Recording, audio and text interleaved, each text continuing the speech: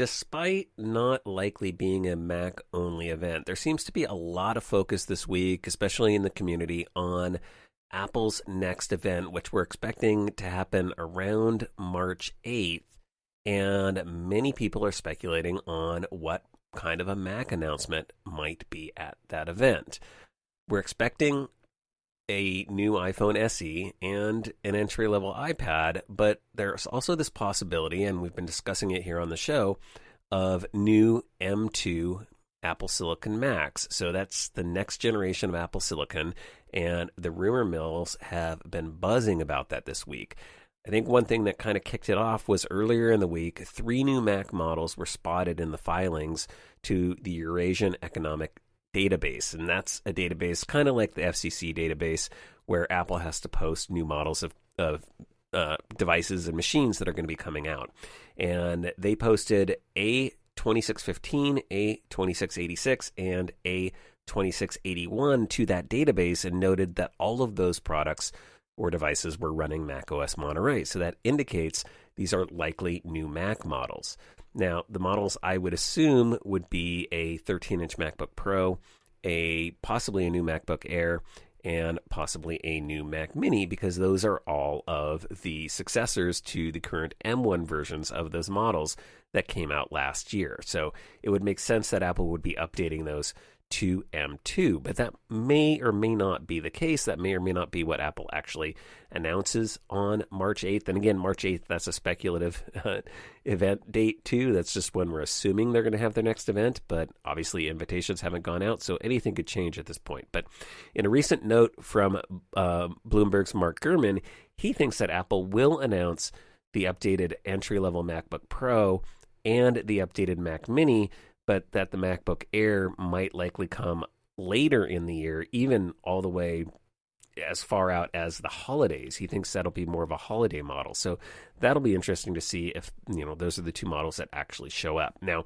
for the 13-inch MacBook Pro model, Mac Rumors claims that they have sources telling them that there is not going to be any design changes to that model, which I find very interesting. They're saying just the updated M2 processor.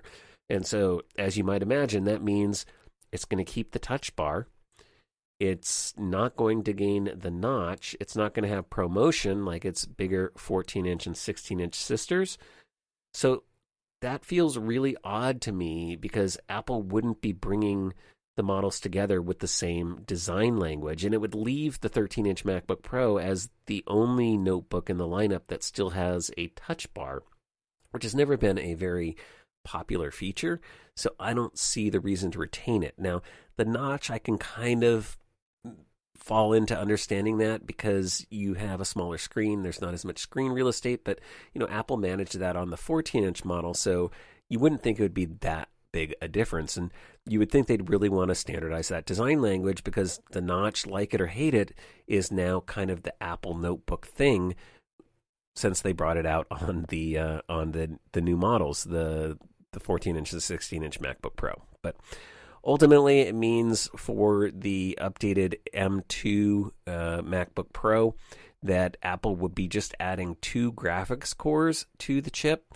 It's expected that they're still going to have the same number of CPU cores, so you'll have 10 graphics cores, 7 or 8 CPU cores, and then that would bump up the performance a little bit, and that would kind of be it. So not feeling like a really exciting update if that's all that happens, but it seems plausible, although again, I think I'd like to see Apple do a little bit more with that. Some folks had also had hopes of seeing that new 27-inch M1 Pro or M1 Max version of the iMac coming out this spring, but display analyst Ross Young says that model is more likely coming out in June, the kind of June timeframe.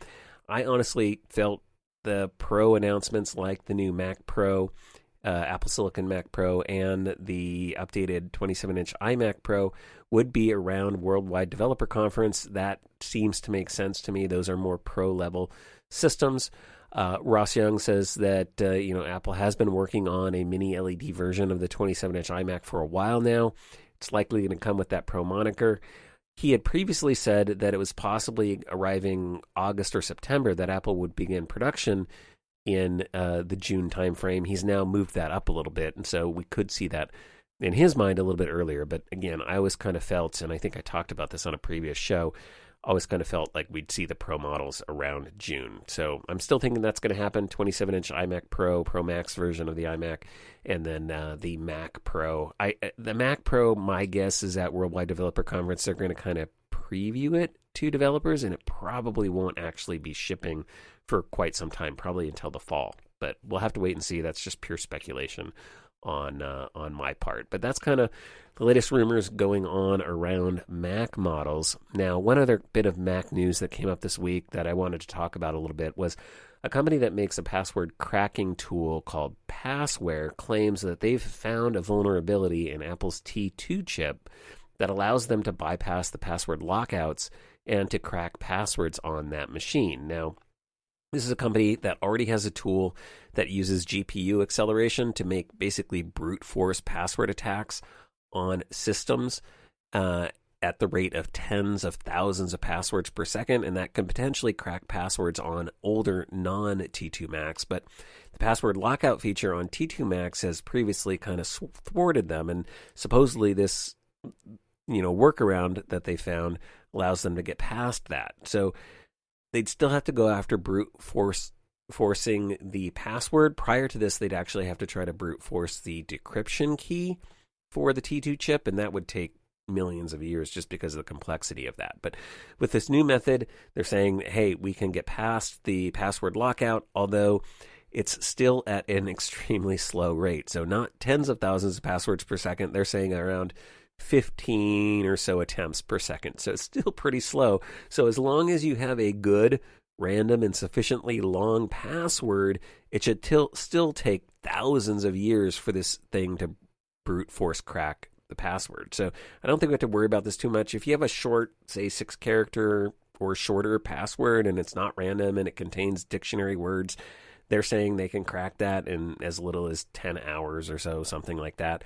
But again, at the end of the day, this tool requires direct physical access to your Mac.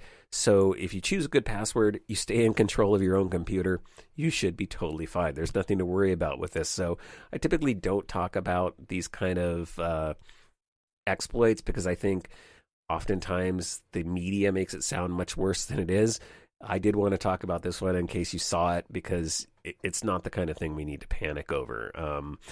If there is a vulnerability in the T2 chip, and it's, again, not even clear how they're doing this, if it's just kind of a workaround or if it's actually a vulnerability. But even if there was a vulnerability in the T2 chip, there's probably nothing Apple can do until they actually put out a new version of that chip. Obviously, being in hardware, that's a little bit limiting. They can't do, as far as I know, firmware updates to that. But overall, not anything to worry about, and I just wanted to bring that up.